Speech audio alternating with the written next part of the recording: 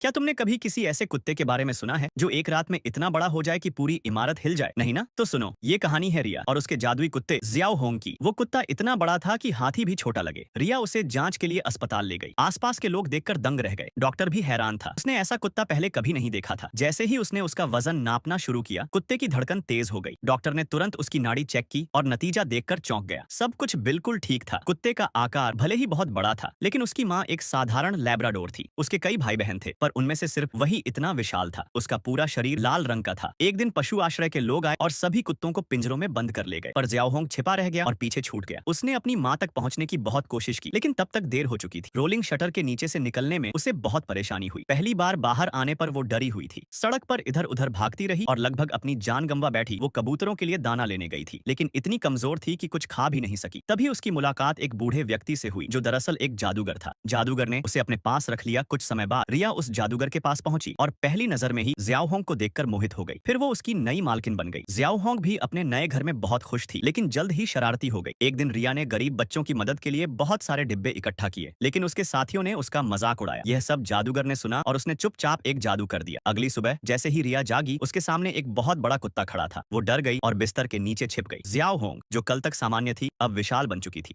रिया को विश्वास नहीं हुआ, पर जब उसने उसे छुआ, सब सच था। वो अब भी वही शरारती कुत्ता, बस अब बहुत बड़ी। उसने बिस्तर और तकिए से खेलना शुरू कर दिया, जिससे हर जगह बर्फ जैसे टुकड़े उड़ने लगे। एक छींक से रिया का चेहरा भी भीग गया। जियाओहोंग ने पूंछ हिलाई तो मेज पर रखी सारी चीजें गिर गई। आखिर में रिया को अपने चाचा से मदद मांगनी पड़ी।